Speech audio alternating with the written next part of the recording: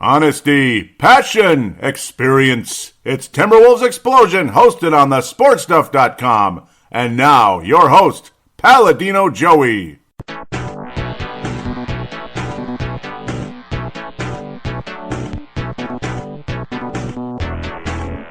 Hello again, Timberwolves fans. Are you ready for the explosion of Timberwolves basketball? I'm your host, Paladino Joey, or Joey Awajan. Timberwolves Explosion is available on the sportstuff.com, iTunes, Stitcher, and Double Twist. Great pleasure to be back on board once again with you today. This team is hitting a nice little stride, and, well, they went 2-1 as I predicted. Yeah, it's that last game with the Brooklyn Nets, kind of annoying. The Wolves, wow, nice New Year's Eve performances. The Minnesota Wild and Minnesota Timberwolves have been notorious for not having good New Year's Eves recently. A couple years ago, I believe, was the last time Detroit just slaughtered the Wolves in the Palace. There was malice in the Palace for a different reason. Of course, the other members of the malice, Minnesota Timberwolves, visited Indiana. Kind of weird. I've never seen that happen before, where you play in the different New Year's Eves and you play the opposite teams of the malice and the Palace. But, okay, I don't think it means anything, but the Wolves won the game. That's what means something, and well appreciated. And, well, the Wolves started off the 17-0 start. It doesn't get much better than that. New Year's Eve, you have a very similar awesome start against the Los Angeles Lakers, and it was fun. It was a fun little New Year's resolution for the Wolves. Let's start kicking everyone's ass. Yeah? It's kind of simple. You know, you could follow up on that. It's no problem. Of course, Indiana kind of made it semi-interesting for a little while. The Wolves pulled away for good in the third quarter. Indy kind of saved face, beating the Wolves by 12 in the fourth quarter. Wolves crushed Indiana, almost doubled them, 38-20 in the third. Fun little game, and Karl Anthony Towns, he is starting to show signs of what he really can be in this league. Wonderful outlet pass, ultimately to Wiggins, I believe, if I remember correctly. Wonderful outlet pass. 6 blocks in the game. He was just plug in the middle, and that's what I like so much. He attempted some threes. He missed a couple, made one. Woohoo. Only 6 of 11 from the floor, but extremely efficient throughout the night. Did get 14 rebounds, and he's looking like the guy you want. He's looking like the David Robinson shot-blocking force, but then add a little bit of outside game, which David Robinson did have on occasion. You're starting to see a bit more of that, and go ahead and say beyond David Robinson, beyond this, beyond that. But you know what? I don't care who's beyond this, beyond that, because he's not beyond David Robinson yet. It's a long way to go, actually, to even get there. Jimmy Butler's solid throughout the night, extremely efficient, getting to the line. It's kind of like a broken record, but in a positive way with Jimmy Butler. He's the same guy every night, and that's what makes Jimmy Butler great, because he's not just throwing his shoes on the ground and taking the night off. I mean, he never does. And it's not like certain people even take the night off, but they just don't have the best nights. Andrew Wiggins, boy, I'd been feeling good. He started off really solid in the game, and ultimately did not finish that great. Kind of clanging the usual two-pointers, the usual suspects, missing some free throws, but you'll see some more positivity as we head into the Los Angeles game. So I'm not going to come in and bash Andrew Wiggins necessarily, because there's no reason to do that, and I think a lot of people have been hard on him in this town, especially now with the contract edition. That kind of comes with the territory. Enter Joe Mauer, Jack Parisi, Ryan Suter, Kevin, that one too. But then again, people worship that guy, the most latter one, rather than getting a little ticked off about the contract and the lack of championships. But okay, we'll leave that alone. I've gone a little too far already. Tyus Jones, I mean, the whole team looked spectacular in this game. It's unreviewable in a good way. It was just too good to be true, and the things just continued to flow the way they did. Guys were making shots. It was just an awesome night. Important statistic I'll talk about in the Laker game as well, which really was like, it's the kind of thing where it's one thing when you're shooting well, you're getting around guys and stuff. That could be one of the reasons why your shots, your field goal percentage is so high. Didn't help that Nemanja was 2 of 11 in the game. That really butchered the field goal percentage. The Wolves might have been almost 60%. 2 of 11 from Nemanja Bjelica. Wow. Wow, Nemanja. What the bleep, man? Awful. Nemanja has not been good since he's returned. So that's one negative I can come in with. You got to see Shabazz and Cole Aldrich show up for about 3 minutes. They each scored a basket. Woohoo. Nemanja has taken away Marcus George's Hunt's minutes. MGH, Miles Gurauer. Okay, I don't know. I'm just kidding, kind of. Wasn't that funny, though, was it? Gorgie's solid off the bench like he always is, and he's accepting the reserve role more than he did starting out the season, where it just seemed like the guy wasn't the same. His confidence wasn't good. He wasn't putting up the numbers he had before, the rebounds, the points and such, but he's putting up the kind of similar numbers that he did when he was a starter now. So those are signs that he's taking on the reserve role in a positive light. So that's good. Where Nemanja, oh boy, he has been terrible since his return, and it's kind of sad, kind of disappointing. It was nice to see him back on Christmas Day, but really ever since then, not a whole lot of things to say in the positive light for him. Karl Anthony Towns tied a career high with 6 blocks in the game. Again, just a force, but he's also setting up other players, kicking the ball out, and of course a spectacular outlet pass. I keep forgetting it was Butler or Wiggins. It doesn't matter, but it was a spectacular, accurate. It was Wiggins. He looked like a quarterback. It was a spectacular throw, on target, quick, and it had to be quick in order for the play to work. Otherwise, a second too late, it's a turnover. Either it gets picked off or, there's just too much traffic. It's batted away, this and that.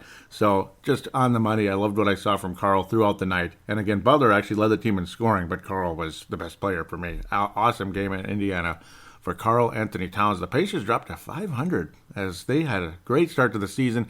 Oh, and by the way, Victor Oladipo didn't play. And we're going to talk about another pretty big name guy who didn't play in Brooklyn, which is annoying. Like, it's funny, all these star players don't play, we blow them out, and that's good. Or you still lose to them, which is really kind of weird, like Devin Booker with Phoenix.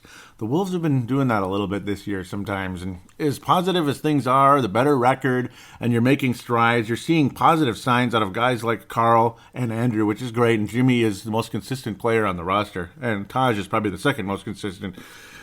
But then you have games like Brooklyn. Okay. And Phoenix. Come on. Guy, like, their star player isn't even healthy and you still lose the game. Come on. Cut it out. Stop it. Stop it. Stop it. Okay. Maybe I overused that, but I love that soundbite because it's awesome. And there's always something you want to yell stop it to, isn't there? There usually is. So that was New Year's Eve. Let's move on to New Year's Day. Back to back. You think Wolves are usually going to drop one in the back-to-back situation. Well, not so fast. 16-0 start. Lakers kind of did what they do. They make a little tiny comeback, but the Wolves most of the game just stayed ahead, and the Lakers never led in the game, and Wolves stayed ahead by double digits the whole way. And then you see people in message boards, or not message boards, but Facebook pages bitching and moaning about the Lakers wearing Minneapolis jerseys. Really? Is that really that offensive? The Lakers left in 1960. 60. That's a long time ago. I like the jerseys just fine. Sure, okay, you might get ticked off, like, because that's our team, that's our jerseys. Well, unfortunately, it's a very old thing that they didn't give up the rights to that, and I wish they did too. That's why you see us wearing Minnesota Muskies jerseys, which are kind of cool. They kind of look like the Minneapolis Lakers a little bit. Obviously, an ABA franchise in 1970 that lasted only about a year, and then of course the Minnesota Pipers that moved to Pittsburgh. And I don't know, it is kind of weird that Minneapolis, or actually it was Bloomington in the Met Center, kind of cool. It's cool stuff that people don't sit down and think about very often, that there actually was an ABA franchise in Minnesota, and a couple of them that lasted a short time, and they played in the Met Center. That's kind of cool when you sit down and think about that. But to the point, though, I'm not offended by the Lakers wearing Minneapolis jerseys. They meant it in a nice way. Like, okay, we're in Minneapolis. This is the only place they wear them.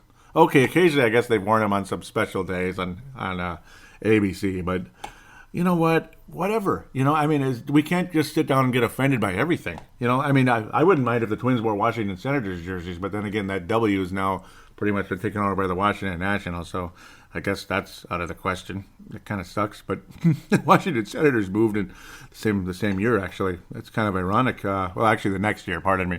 Senators moved to Bloomington, which was, of course, the Met Stadium. Okay, you get the idea. Jordan Clarkson was a spark plug off the bench like he usually is. Minnesota Wild forward Tyler Ennis took the night off for the Wild and joined the Lakers. He's a point guard of the Lakers. Instead of wearing number 63, he wore number 10, and he was mediocre at best. And, by the way, a guy by the name of Lonzo Ball, again, did not play on Christmas Day or New Year's Eve Day. New Year's Day, not New Year's Eve, New Year's Day. So Lonzo, but yet he still got more votes than guys like Wiggins and Butler, which drew the ire of Minnesota fans, which I agree with, completely agree with. I don't agree with the whining and bitching about the Minneapolis jerseys. You know what? They look like the Denver Nuggets years ago with Carmelo and Chauncey and even the Allen Iverson days. The same bleeping arm pads and everything. So they kind of look more like the Nuggets. That actually annoys me a little bit more because I want the Minneapolis Lakers to look like the Minneapolis Lakers, not like the freaking Denver Nuggets. Ugh. I don't like the Denver Nuggets. Do you like the Nuggets? I'm not a fan. Are you? Are you? No. I agree with the fan base that's ticked off about the whole situation with Lonzo Ball getting more All-Star votes than any Timberwolf on the roster. And, of course, same old bleeping Warriors leading everything. It's annoying. Front court instead of forwards or centers now with Kevin Durant. Okay, I'm not annoyed with it that much, but whatever. Surprise, surprise. It's boring. Isn't it? I don't know. And, I think I made my feelings known about the Warriors, so I'll just keep going. And, of course, Northern Cal guy is the point guard leading the votes. Woohoo. Well, he's leading the league in large contracts, too, now. Corey Brewer, nice little return to Target Center. Some people would even talk about trading him to Minnesota on the Doogie Wolfson and all that. Darren Doogie Wolfson would have liked that. And then, of course, they say the Lakers are very intent on keeping him. He's a valuable veteran there. So they really like him in Los Angeles. And you know what? Good for Corey Brewer. He's having a nice little run there in L.A. Now he's wearing number 3, as he's changed his number a million times over the years. Number 22. That's not been good luck necessarily for even Andrew Wiggins of late. He wore a different number in college because, you can't wear number 21 here. So that's a no-no. And, of course, Brewer, 22 back in the day, and then he came back with 13 after a good run with the Nuggets. Now he's number 3 with the Lakers, and he was with Houston for a short time with whatever. Good overall game, though. He'd been kind of buried on the bench for a while. Now he's starting to get more and more playing time. Andrew Bogut looks like a dead man walking. It's too bad. I like Andrew Bogut, but he's really fallen off the face of the earth. And there's another guy by the name of Brook Lopez. I haven't seen him play in I don't know how long. And, of course, Luol Deng. Well, talk about dead man walking. But is Tom Thibodeau to blame for that with the minutes? Maybe not. You just hope that things don't head that direction here and that conversation continues and all that good stuff. And Thibodeau defends it, and he doesn't really he said, hey, star players usually get major minutes. And luckily in the last couple of games here with the Pacers and the Lakers, nobody got major minutes. Nobody got burnt out. Butler still managed to get 37 minutes, though. Okay, so what am I talking about? 37 minutes for Butler? He's got the most minutes in the league, and he had the most points in the game. He was also erratic, 7 turnovers, and Carl adding just 1 block, but still showing signs of an improved player. He's a different guy, better defense, more aggressive, and he's a little more focused down low, even though he still kind of hangs around that perimeter a little more than my liking, but at least he made half of his threes. Corey Brewer was the recipient of the barbecue chicken dunk on Christmas Day, and, well, not so much in this one. It wasn't as necessary at the time because the last game was a little bit closer. This one, the Wolves ultimately take the lead and run away with it throughout the game. 114-96.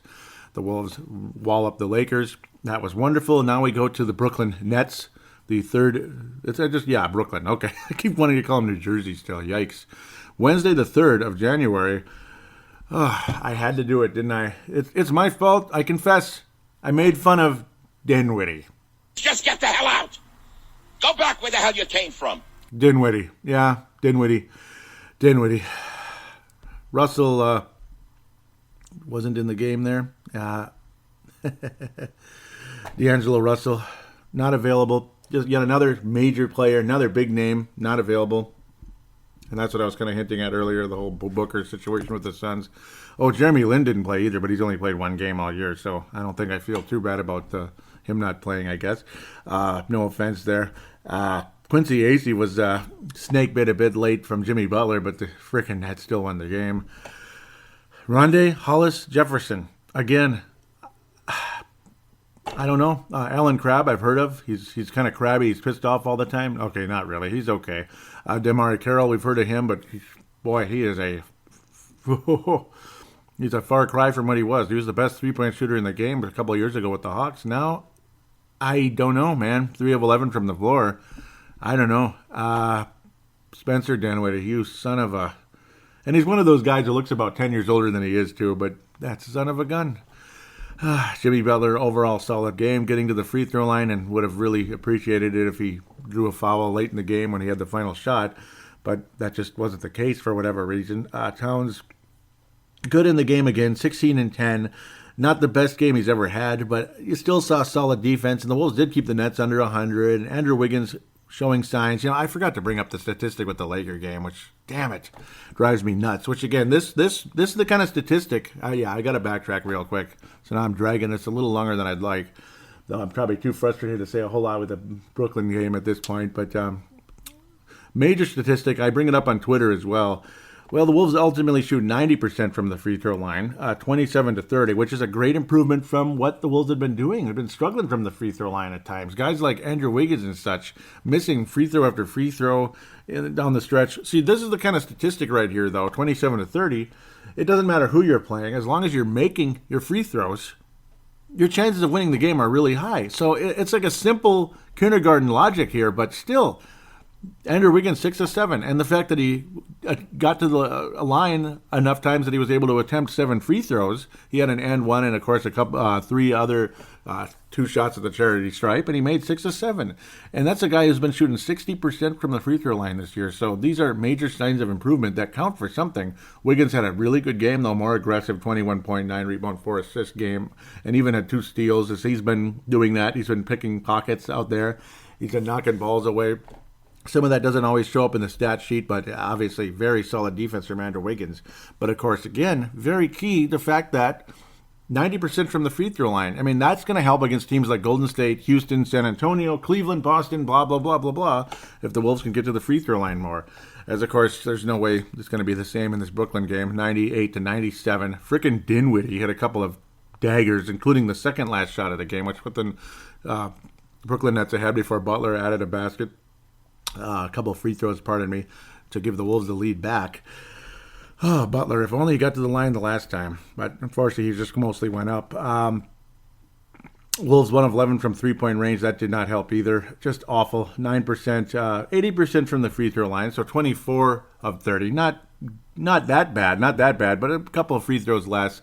3 points less, so it would have won the game, which is kind of funny when you think about it. That would have won the game for the Wolves if they were 90%. Another key statistic, even though Wiggins still managed to get 17 points and had some nice shots in there and a nice move and a great feed from Jimmy Butler as he was moving to the basket and he dished it over to Andrew Wiggins. That was a nice play, but 17 points on the night, 0 free throw attempts for Andrew Wiggins in the game. You just throw your arms up in the air. And again, I love Andrew Wiggins, so I'm not bashing him, but shoot. Damn it, you get to the free throw line, man. Be him a little more aggressive. That would have been very helpful. Butler was 16 of 18, but I wish he attempted 20 free throws in the game because the Wolves might have won or at least tied it up if he clanged one of the two. But damn it. 30 points for Jimmy Butler throughout the night. A frustrating game because the Nets led most of the way. And it's not like it was a back-to-back. It's just like the Wolves looked kind of tired and lethargic as we headed into the fourth quarter. After a great third quarter and all that, tying the game up and such. After being behind by, 6-7 points most of the game. It was kind of frustrating. And a guy by the name of Spencer Dinwiddie, one shot after another. He was 4 of 7 from beyond the arc, and then he starts making floaters. And the second last shot irritated me beyond belief. It's like, okay, for one, I don't know, it's like a little more hand in the face would be nice, but okay.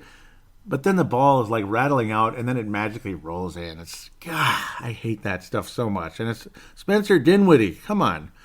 Dinwiddie, I'm sorry I offended you. He must have heard Timberwolves explosion because he just torched the Wolves. I made fun of the guy, and look at him. I made fun of his name, and maybe that's what's driving him to being he's going to be in the league for a while if he plays like this. 9 assists in the game. Did have some turnovers, but still got to the line. And again, 4 of 7 from three-point range from Spencer Dinwiddie. He is going to get some minutes and going to get some type of an extension, some type of a contract in this league where he's going to make a few $1 million before his time is up, and good for him. Good for Spencer Dinwiddie. Hit the clutch shot down the stretch, the go-ahead shot, as we like to call it, with 11 seconds remaining. Plenty of time for the Wolves to get something going.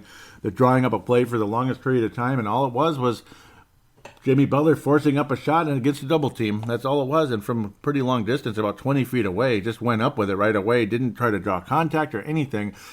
I kind of understand, though, because what has been the curse in the NBA for many years. Even though Butler gets these calls, a lot of times a guy gets absolutely mauled in the last shot of the game and there's no call. And it happens all the time. So I don't know if that was the thought process there or what the deal was.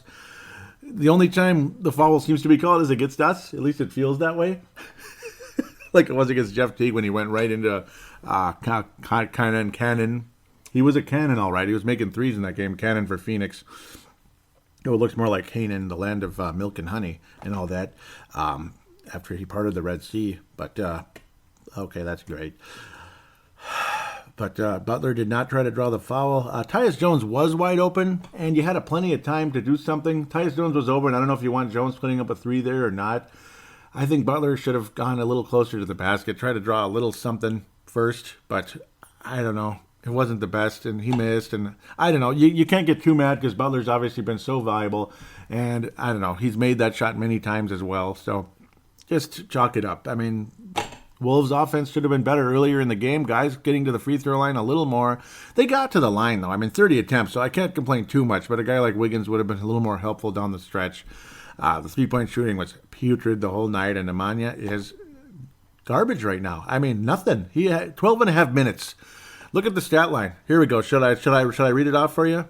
0 field goal attempts, period. So obviously no three-pointers, no free throws, no rebounds of either side, no offensive rebounds, no defensive rebounds, no total rebounds, no assists, no turnovers. Thank you. That's a good stat. No steals, no blocks, 1 personal foul, and he was a -5, and of course no bleeping points. So, yeah, that sums up Nemanja Bjelica right now.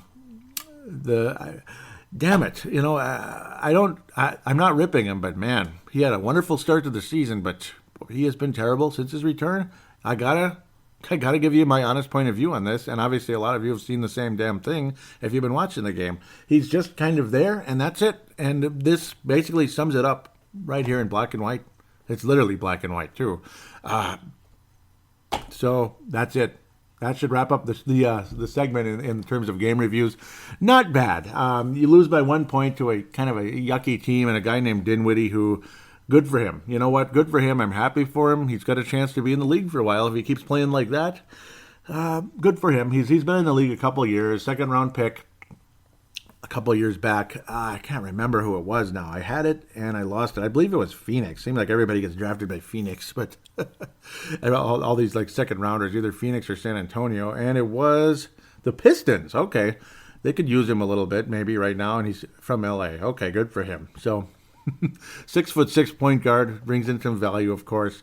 He's already 24 years old, so good for him. Good for Spencer. God bless him, and nice game, I guess. As frustrating as it was for me and others. He did play for Detroit for a couple of years, but, backup minutes, very few games. Last year got some more burn, obviously, about 60 games, and played backup type of minutes, but decent minutes, like 23 minutes. This year getting closer to 30, of course, with the oft-injured Jamarcus Russell. He's looking like DeMarcus right now, but that's how it is. The Alpha Wolf Award is going to go to Karl Anthony Towns, showing some extremely positive signs. Of course, he's kicking the ball out more. He's playing better defense. Teammates had been getting irritated a little bit, kind of, sort of, like the chemistry. There was a little bit of friction going on. Karl was becoming a black hole out there, either shooting threes or just forcing up shots that weren't that good. They weren't that good, and he's adding more of a team game now. Not that he wasn't before, but it's better, and obviously the defense is a lot better, and the whining seems to have dissipated a little bit. So that's good. Everybody in the NBA whines and complains after every call. One way or another, Butler keeps the same look on his face all the time. If he's yelling, "You can't bleep with me," or if he's saying that's a bullshit call, or if he just hit the biggest shot of his life, which is every game, right? But I don't know. Karl always got that squint in his eyes, like, "Are you kidding me, man?" After every call. So hopefully that continues to dissipate as it has a little bit. He seems more focused, more locked in defensively, and more focused on just, stop whining about poor me, we lost, and it's all my fault. Worry more about we won, and I'm glad we won as a team, period. End of story. Alpha Wolf, Karl Anthony Towns. The Johnny Flynn Memorial is an obvious choice. It is Nemanja Bjelica, and that's a bummer because I like Nemanja, damn it, and I think everybody likes him. Was a nice addition from within. with a wonderful improvement over the course of the summer and coming back from that injury that kept him out for eternity, just like this year's injury kept him out for eternity. Came back wonderfully. Came back guns a-blazing. And now that gunpowder is wet and nothing's happening. You're just hearing a little. That's all you're hearing. Nothing. So it is what it is there. Wolves 2-1, and we got 4 games to preview, and not really one of them is easy as far as I'm concerned. Just get to the free throw line and make them. Common sense, eh?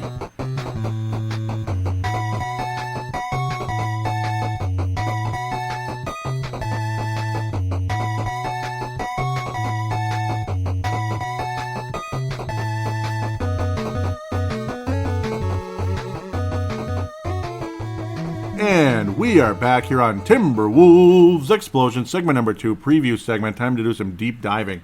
4 games to preview the Boston Celtics, 31-10, first place in the Atlantic Division, and ruling the Eastern Conference, at least for the moment, until the Cleveland Cavaliers try to attempt to say something about it, if humanly possible. Yeah, obviously they had that weird switch in the offseason. It wasn't a Nintendo Switch. Yeah, overrated. It was an Eastern Conference Switch. That's what it was. 31-10, Boston Celtics, first meeting of the year, January the 5th, Wednesday, January the 5th, Friday, January the 5th, pardon me. That's actually today, believe it or not. And then Thursday, March 8th, that's my brother's birthday. And then a month, this one's about a month before the Super Bowl, which the Vikings will host and win, damn it. So the 2-game series gets started here against the Boston Celtics, of course, Kyrie Irving and the like.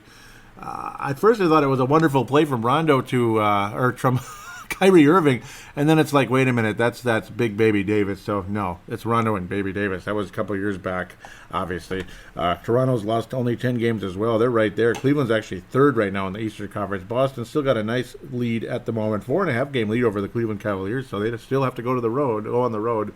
Well, they did last year, and they beat the Celtics pretty soundly. Unfortunately, it didn't help that guys got hurt though. Kyrie Irving averaging about 24.5 a game. Obviously, spectacular run for him. He's not even leading the team in assists, which is weird. Al Horford is 5 assists a game. Kyrie a little less than 5, 4.9. Kind of weird, but Kyrie's definitely taking on the number one option with LeBron James out of the way. Jaylen Brown, the crazy, strange pick a couple years back. And now when we got all excited that we were going to take Chris Dunn and all that, and we did take Chris Dunn and blah, blah, blah. Jaylen Brown starting to show a little more this year, about 14.5. Jason Tatum, obviously rookie, nice positive start to his career, about 14 a game as well, is what I'm trying to say. Marcus Morris has been a spark plug off the bench, 11 points. Al Horford, healthier this year. Not a great rebounder or anything, but good enough. 8 rebounds a game, this and that. He provides some defense, nothing about the shot blocking. Only 1 a game, but still kind of man-on, strong defense. Of course, Gordon Hayward still recovering from a very nasty broken ankle. Only 5 minutes into the season. There is another bird. There is a new bird in Boston, and it's Jabari Bird, and he's averaging 5 minutes in only 4 games this year. He's barely even showed up, unfortunately for him. But a fairly deep team. Obviously, Marcus Smart still, well, he gets 30 minutes. He doesn't put up spectacular numbers, but when he's on, he's on. He's a valuable player, obviously. And unfortunately, his role reduced a bit with a guy by the name of Kyrie Irving. But interestingly, though, is their obvious wonderful coach who's still up and coming, still one of the up and coming star coaches in the league. Has been keeping the minutes down for all these guys, and it's keeping them fresh. So that's very, very, very helpful, ultimately, for the Celtics. And because, of course, the young man's name is Brad Stevens. He's not that young. He's a little bit older than me, but not much. Obviously, he was the star up-and-comer with Butler, moved on to Boston, and things have been very positive ever since. Oh, boy. It's like I have to get... His name is so common that it's easy to forget. That's what's funny. I almost did forget it. And then it's like, oh, yeah, it's Brad Stevens. Duh. So my mind kind of coming back. Nice win over Cleveland very recently by the Celtics. They barely beat Brooklyn, which is kind of getting tough to do lately for some strange reason beyond anybody's understanding. They beat Brooklyn by only 3 points in Boston in the TD America Garden. They beat Houston by 1. That's extremely impressive. A possible NBA Finals preview. Unlikely, but possible.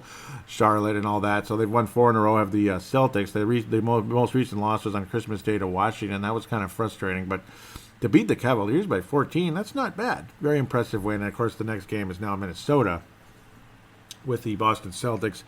This game is in Boston. I don't expect to win. Minnesota did not play well against Boston last year. Obviously, the Celtics can hit the three-point shot, and of course, they're well coached. Kyrie Irving's about 40%, Jaylen Brown's 40%, Jason Tatum almost 47%. Al Horford's even making threes. He makes about 1.5 a game. Him being, of course, Al Horford. The attempts, obviously, Kyrie Irving's about about 6.5 a game. Jaylen Brown attempts 4.5. Al Horford even attempts over 3 a game. It's kind of funny. So they do shoot a lot of threes and they make them. So good for them. Everybody's shooting threes these days. Of course, Marcus Smart shoots almost 5 a game. That's crazy, but poor percentage. He's the worst of that bunch, 30%. It's more of an aggressive defense, physical player, and all that. That's what I like about Marcus Smart. And he does set up other players nicely in slightly limited minutes. He still plays about 31 minutes a game, 4.8. Of course, he gets some time with Kyrie Irving, or maybe he can move over to shooting guard on occasion in that situation, because Kyrie's a bit taller. And, of course, occasionally Marcus Smart will play some shooting guard, but Kyrie obviously more of an offensive player, off-the-ball guy in terms of Kyrie Irving. So you go more in that direction, and you hope for the best defensively out of Kyrie. But, again, you get the help from Marcus Smart. So guys help each other. That's why this team is so good. Again, 21 games above 500. I don't think the Wolves are going to win the game. Obviously, too many weapons on the Boston Celtics would be an extremely impressive victory for the Timberwolves. I think they can win the game. Obviously, the Wolves have a lot of weapons as well. I mean, you want to see a Wiggins go off, a Jimmy Butler, guys like that. Butler had a nice series against the Celtics last year, and then Rondo got hurt, and it seemed like that team just kind of quit. The Bulls were beating the Celtics, and Butler was part of it. He was spectacular, and then again, things went downhill after former Celtic Rondo got injured. That was quite heartbreaking. And then Butler made a statement after that series, which was strange. I don't know if he was being sarcastic or he was being serious when somebody asked him. Because to me, it was a very disappointing season. I mean, they finished 500 and finished at the 8th seed. And then they just kind of choked after Rondo got hurt. It's like they just stopped playing, did the Bulls. I know losing Rondo is bad, but it's not as bad as it was years ago. It would have been terrible for the Celtics years ago. When the Celtics had him, of course. That's where the confusion comes in. Jimmy Butler made the statement of, they were asked, was it a disappointing season? And he said, no, it wasn't a disappointing season. We made the playoffs. And he had that same look on his face that he always has, kind of that plain look. I don't know if he was being sarcastic or what it was. He might have been quietly making fun of Fred Hoiberg. So, I mean, I don't know, because Fred Hoiberg is so mild-mannered and such, and he missed Tom Thibodeau. Was a little bit different, not quite as mild-mannered as Fred Hoiberg, that type of thing. Might have been just kind of sarcastically responding to the reporter.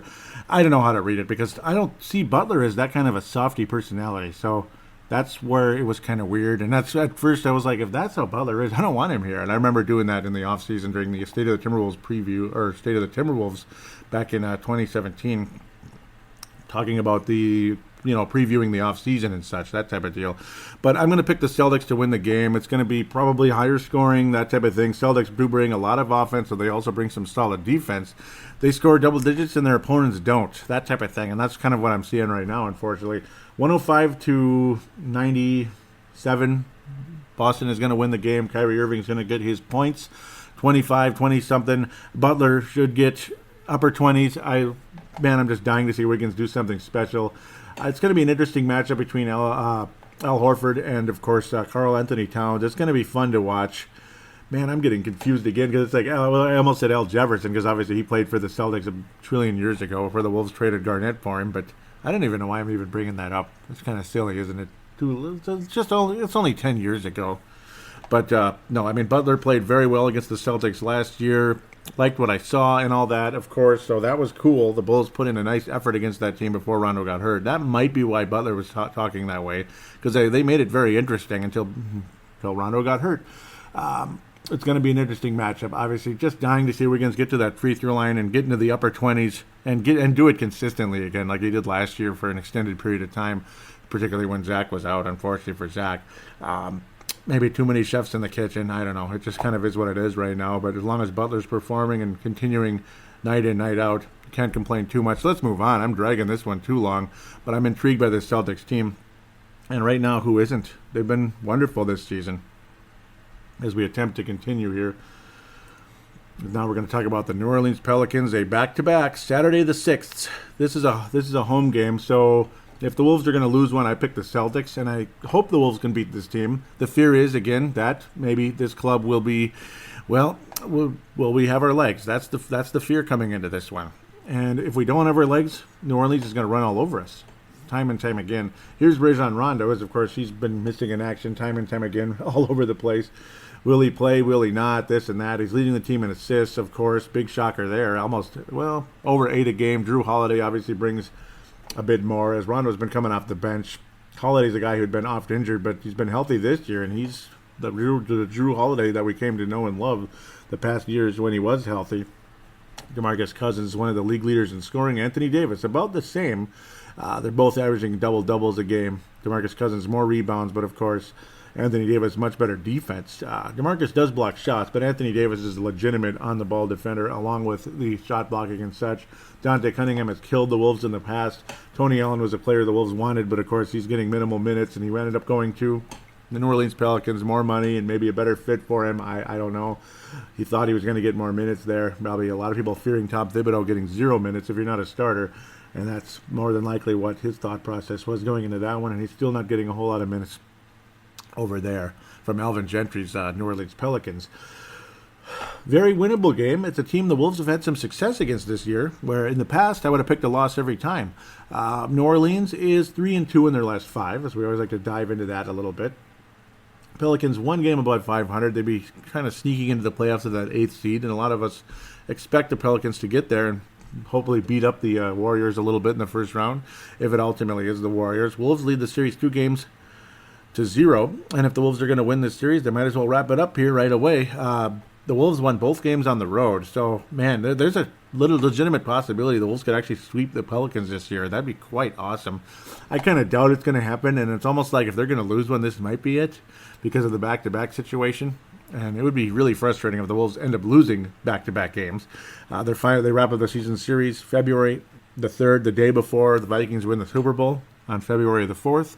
So, yeah, we'll be hopefully celebrating a Wolves win and a Vikings win within a couple hours there. Within about a 24-hour period or so. Kind of tough to predict because of the back-to-back. Boy. I will pick a win in good faith. Because, you're more likely to lose the Celtics. Obviously, the Wolves beat the Celtics. They probably will have exhausted their energy and lose to the Pelicans. I'm picking a split in this back-to-back. Put it this way, if the Wolves win both, that's obviously a spectacular situation. Most recent win was over Utah by the Pelicans. They had recently lost to Dallas, who's starting to win more often lately, and the Knicks beat the Pelicans by one basket, 105-103. It's a tough game to predict, but I will pick a Wolves victory out of good faith. Maybe the Wolves end up sweeping the Pelicans this year. That would be really awesome. It's going to be something of the likes of, again, higher scoring, despite their defense is good, but it's more just Anthony Davis inside. The rest of them, not so much. Their defense isn't that great, some of them, and it's Alvin Gentry. He's more of an offense first, defense second coach, which is weird when you consider you have maybe the best defender in the NBA and Anthony Davis. It didn't hurt that Anthony Davis didn't play last time around also, though. That did help the Wolves' cause, winning by 18 over the Pelicans in New Orleans back on the 29th of November. Minnesota's going to win the game 108-100. Karl Anthony Towns hopefully will have a good game. He had a 2-point game to start out the year back on November the 1st. It's all about Butler again. It's all about Butler. This game reeks of Butler. Because, again, it's one of those physical kind of games, that type of situation, where Butler stands strong because he's an actual physical, legitimate guy. The rest of the Wolves, a lot of them are kind of skinnier guys, and that used to drive us crazy in the past, and it's still been going on. Karl's not too skinny at all, actually, but he's struggled against New Orleans in the past and against Anthony Davis. Sometimes you get the mano-a-mano battle, and sometimes he gets absolutely dominated by DeMarcus and Anthony Davis out there. DeMarcus Cousins generally has been on Karl the past year or so since he got there. But I will pick the Wolves to win by 8 and Butler to lead the way in that victory. Most likely guy to lead the Wolves in scoring in that one, as we're going to try to move right along here, at least attempt to. Cleveland Cavaliers as we open up this season series with the ever great Cleveland Cavaliers. They're, believe it or not, 3rd place in the Eastern Conference. Kind of hard to believe. When Toronto stepped it up a bit, good on them. And, of course, Boston the last year and a half has been pretty damn good. And, of course, the acquisition of young Mr. Kyrie Irving. Definitely no joke there. Cavaliers will play the Wolves on the 8th, Monday the 8th of January after they have played Orlando a couple of days before. Cleveland, 4 out of their last 5 have been losses. Yikes. They crushed Portland by 17. And of course, recently lost to Boston. They lost to Utah, Sacramento, and of course, frickin' Golden State on December the 25th. LeBron James, of course, we all know who he is. He's leading the club in scoring. And now things are going ape-lape here. Oh boy. Not sure what this is all about. Something is going on. And I don't know what it is. This is kind of weird. Huh. I've never seen this happen before. Oh boy. So we're just going to have to try to move on from that. LeBron James leading the club in scoring. Of course, big shocker there. Cleveland Cavaliers remain third place in the Eastern Conference and all that. First place in their Central Division. But, well, yeah, at least they're winning their division, I suppose, whatever that means at this stage. Boy, repairing something on the fly here. Things went ape crap here, but I got it fixed literally on the fly as I'm working here. Cleveland Cavaliers 25-13 on the season. Like I said just before, they've lost 4 out of their last 5. Frustrating for them. But again, Kevin Love's leading the team in rebounding, this and that. LeBron James with 9 assists a game, playing a Magic Johnson type of role for the Cavaliers this season. Cavaliers looking to get to their, what would it be, their 4th straight finals appearance? Isn't that crazy? It would be LeBron James's, that would be his 8th consecutive NBA finals if the Cavaliers make it again. The odds are there. I mean, obviously, LeBron James is still the best player in the world. Go ahead and say he isn't. All the Steph Currys and Kevin Durant's and even Kawhi Leonard. No, LeBron James is the best player in the league still. Jeff Green, the former Oklahoma City Thunder, is on that roster, having a little bit of a renaissance after he'd been oft injured. Dwayne Wade, just ancient, still putting up some numbers, 11 points, but certainly not the same guy.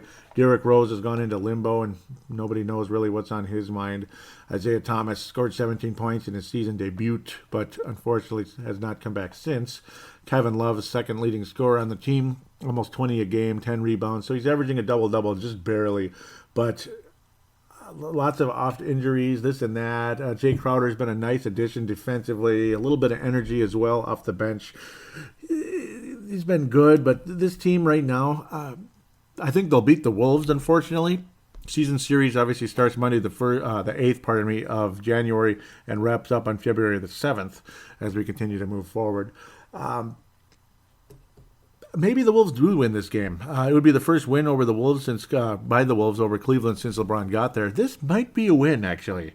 When I sit down and think it over, I think the Wolves can beat the Cavaliers right now. They're reeling. And if they don't, it'd be LeBron James, of course. This is a home game that helps the Wolves' chances. They protected home court fairly well this year. Last year, the Wolves were a remarkably good road team, which is kind of crazy. I don't think the Wolves win in Cleveland. I don't know. I don't think the Wolves win in Cleveland until LeBron either gets really old or leaves or retires, whatever it is. I think this is going to be the Wolves' first win over the Cavaliers in many years. I think so. I think Minnesota is going to beat the Cleveland Cavaliers in this game. Wiggins is going to get, it's time for him to finally have that big game against LeBron James, and like one that actually leads to a victory. But it'll probably be Butler instead. It'll probably end up being Butler instead. You're going to see Taj Gibson on LeBron as well at times because of the matchup situation. Taj, obviously, great defender, big physical, power forward, and LeBron kind of plays down there on occasion. You're going to see Butler and Taj Gibson on LeBron most of the game, but LeBron might end up on Wiggins on occasion. Obviously, the physical battle between the two, it's not even close. Kevin Love will be on Taj Gibson most of the game, but he may match up on LeBron when LeBron posts up, that type of situation. You're going to see a lot of Butler-LeBron, though, back and forth. Much as you want to see Wiggins score in the upper 20s, I keep predicting it, and it was happening for the longest time, and then it didn't happen. Butler-LeBron, it's going to be a nice mano-a-mano type of situation. I think Minnesota wins the game, and it would be somebody like Karl Anthony Towns or Andrew Wiggins that would help Jimmy Butler here lead the way. I'd like to believe it's going to be Andrew Wiggins. It's time for Wiggins to finally beat the team that drafted him, that ended up trading him away for Kevin Love. It's time for Wiggins to get 28-ish, and it keeps not happening of late, but maybe this is finally it. Monday, the 1st of January, will be the first win by the Wolves over Cleveland in many years, and the first since LeBron returned to Cleveland, Ohio in 2014. Minnesota will win the basketball game.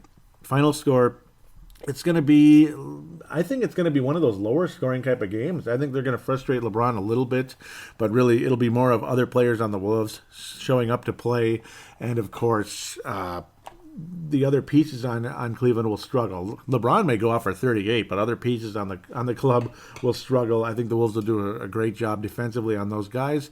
LeBron will get his because he's going to get his, maybe 30, 35-ish, something like that.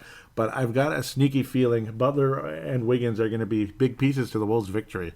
Karl will do what he does. He's going to get something like 18, 12, and he'll block some shots, which will be very key down the stretch. But I can see a Butler getting like 38, something like that in a game like this. He's going to get to the free throw line 20 times, and he'll make like 18 or 19 of them. It's going to be one of those crazy type of games. It's going to be a lot of back and forth. Final score, 105-103, Minnesota over Cleveland. And Andrew Wiggins will have some special moments in the night as well, but Butler will have 38 points against the Cleveland Cavaliers on January the 8th. Minnesota finally is going to beat the Cleveland Cavaliers. My first prediction that the Wolves will actually beat Cleveland. It's going to happen once and for all. We wrap up this segment with the game on January the 10th over the Oklahoma City Thunder. And Minnesota's had some success against the Thunder this year, that's for sure. That's for damn sure. This one is a home game. The Thunder are what they are. They're starting to win games now, which is dangerous, of course. They've won 3 out of their last 5 in Dallas. Again, Dallas. What is up with the Mavericks? What's up with the Mavericks? What's up with the Bucks too? They beat the Thunder recently. The Thunder roll all over Toronto on December the 27th. Crazy. Beat the Lakers by about 40. Wow. 36-point victory over the Lakers. Beat the Clippers by 10 the next night, both in Staples Center. They stayed in the same building, so back-to-back, though, which can be exhausting. We know who Russell Westbrook is. He's Mr. Triple-Double, blah, blah, blah. He's averaging a little less than 10 rebounds a game. He's leading the club in every statistic. He's even got more rebounds than Steven Adams. Good for him. Every statistic in that sense, not steals and blocks. Paul George leading in steals. He's really stepped up his game, particularly of late, and it's been a huge help because Paul George starting out the season was pretty quiet, like 15, 16 a game. Now he's at 21. He continues to improve dramatically. Oklahoma City got past the Wolves last time around on December the 1st. That was a frustrating finish to a pretty good basketball game. 111-107. Minnesota beat the Thunder. I keep calling them the Warriors by 2 points and way back at the start of the season, and then of course just a couple nights later beat the Thunder again by 3. This is a home game for the Wolves, coming off a major high of finally beating the Cleveland Cavaliers. The Thunder have been playing dramatically better, and they're breathing down the Wolves' necks. One of these teams is going to have home court advantage or home ice advantage, right, in the first round of the playoffs. It'll only be the first round unless somebody makes a major upset and you play them in the next round, or magically the Warriors and the Spurs both get eliminated, or the Rockets. That would be funny. Then the Wolves might host the Western Conference Finals, which would be pretty crazy. Last time we did that, we didn't win, though. Frickin' Lakers. And it's the only time we got to the Western Finals. It's obviously a good team, ever implodable, I got to think, because, I've never been a Carmelo fan. I don't like what he brings. His shot attempts have dropped, which is good. I think that only helps. Paul George has been scorching the net. He's been making about 3 out of 7, 43% for the season, almost 44%. Almost half of his threes have been going in. And obviously he's been getting the steals. He's been setting other players up on occasion when he actually has the ball, which is not that often due to Russell Westbrook syndrome. About 5.5 rebounds a game. Paul George is having a wonderful season for the Thunder.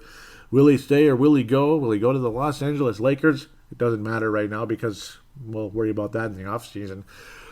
Winnable game for the Wolves. Do the Wolves wrap up the season series over the Thunder with a victory? Oh, man. I'm feeling optimistic about this team right now, and I'm going to pick a win by the Wolves over the Thunder. Extremely close game, high scoring. Man. I'm hoping for the best, obviously. I'm curious who's going to be you want to keep going with Butler, and you're not wrong most of the time. Last time around, Jeff Teague was a valuable piece. Will he come back this week? I'm thinking no. Karl actually led the team. Wiggins had a big game. It's going to take a team effort to beat the Thunder because you're going to get at least 2 guys scoring a lot of points. And, of course, Steven Adams is a pain in the butt to deal with, always. Maybe a spark plug by Jamal Crawford off the bench, 20-point type of effort. Paul George had 36 points last time around. Steven Adams had 27. And that's when Westbrook had only 15. He dropped off quite a bit. He was 6 of 21, and it helped that he was missing everything. Steven Adams was 100% from the floor which is off the charts crazy. He made all 11 of his attempts, of course, close to the basket, but still, I mean, you're gonna get defended. You're gonna miss once in a while. It was a game where a lot of us were frustrated with the Wolves' defense down the stretch. Even though Carl scored 23 points, defensively on Adams was not good. Butler was clanging some shots, and he got to the free throw line. Wiggins missed half of his free throws, but he made half of his threes, so he made up for it there. It's going to take a total team effort to beat the Thunder, but I think somehow, some way, the Wolves are going to escape with a 3-1 victory, 3-1 series victory over the Thunder. Boy, something really crazy. Guys making free throws late in the game, clutch shots, this and that. I see Tyus Jones being a factor in the game as well. But, yeah, it's going to be a total team effort. Wiggins, guys like Wiggins, Butler, and Towns, it's going to take what it took the last couple times, 20 points plus for all of them. Jimmy Butler, by the way, going into the Brooklyn game, he's continuing the streak. 9 straight games of 20-plus points. Will he continue that? Absolutely, during the course of this week. I don't think Butler goes down in the teens once this week. Not one single time over with Cleveland and all that. Maybe, yeah, I don't know. Depending on if somebody blows up against Cleveland or Oklahoma, that might be when it ends. If somebody else is like 38 or something, or Butler's just setting players up. But I think Minnesota's going to win the game, 115-112, something along the lines of that. Free throws, clutch free throws at the end, where the Wolves hang on and defeat the Oklahoma City Thunder and have a 3-1 week and a 3-1 series victory over the Oklahoma City Thunder. With that, we'll take a quick break and we'll come back and hear from you guys in the fan interaction segment.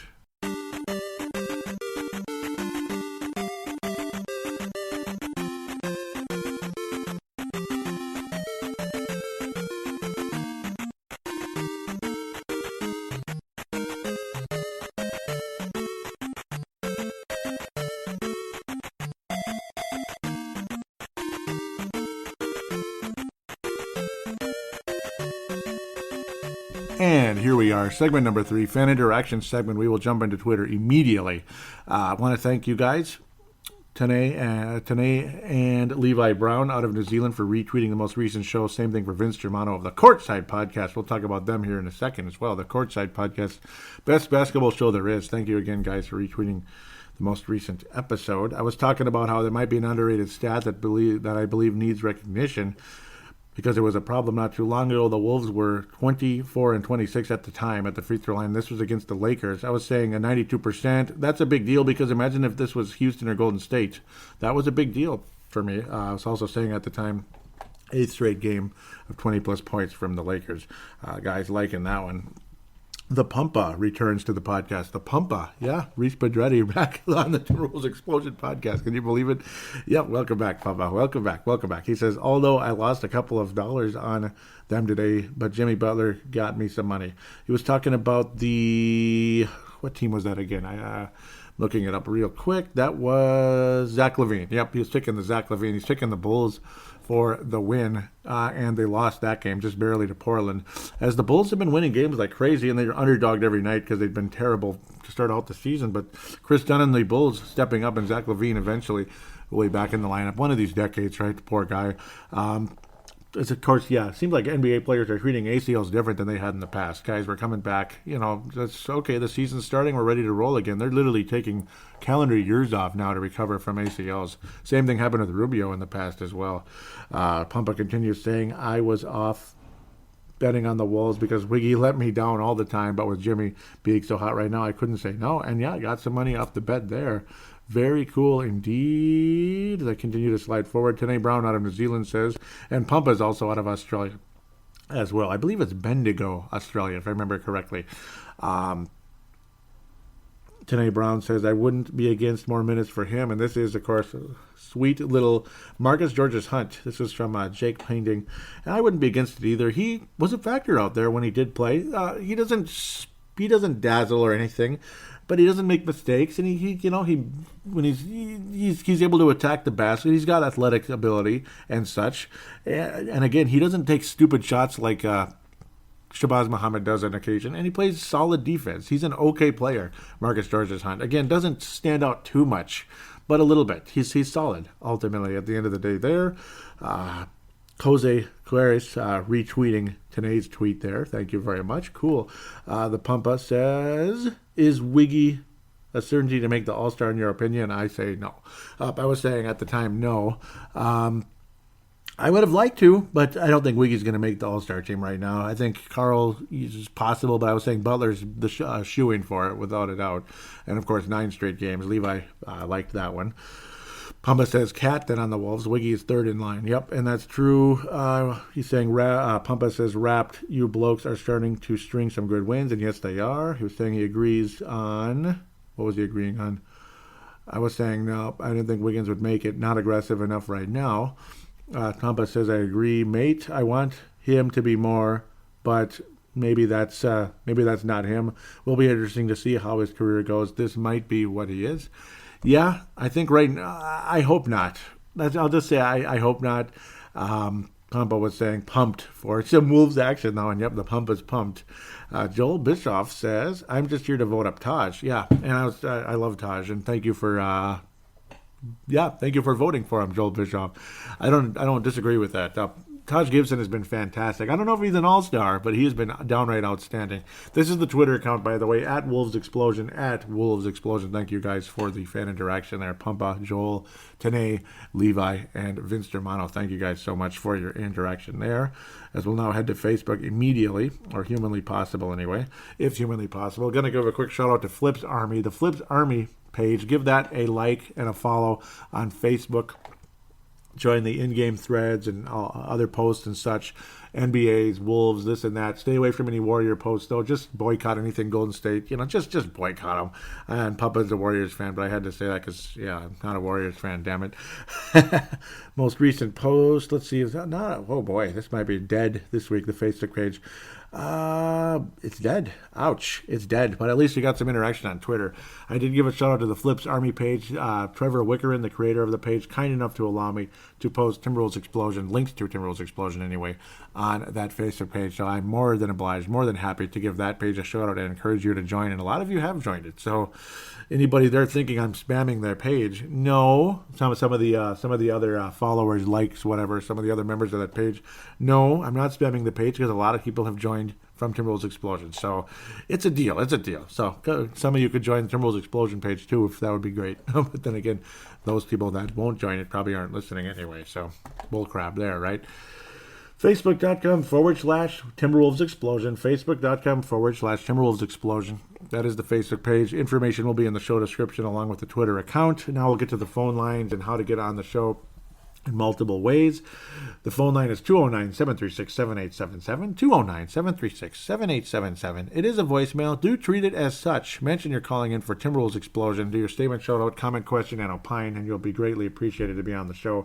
You'll be on there indeed. There's the call now button on the Facebook page. It goes to the same exact phone line. It goes through the Facebook Messenger call application, which is obviously free no matter where you are, as long as you're on some kind of internet connection of some sorts. You're good to go. Bada bing, bada boom. Regardless if you're on the moon, it'll work. So, yeah, as long as there's internet that works, it'll work. Doesn't matter. The internet's the internet, damn it. So it'll connect. It's just a rumor, though. It's just a rumor. No. I don't know if the internet would even work on the moon. Probably not, but who knows? Who knows? Who cares, right? No. Don't think too many people are strolling on the moon one day in a mighty, mighty month of July or anything like Buzz Aldrin once said. Buzz Aldrin and Neil Armstrong long ago in a solar system close by, I guess. Final way to get on the show, and probably the most productive, the easiest for a lot of you out there, is the audio submission route. Use your... And I miss Tanae's take so much. Tanae, come back. Damn it, come back. And, of course, Vince Germano, Hank McCoy, you're welcome to do the same thing. Pumpa, you're welcome to do it. Anybody, join in. It's, hey, Pumpa, Levi, Hank McCoy, or excuse me, it's Wayne Hunt, Stu Benson, any of you. More than welcome, Kalen Woods, all of you.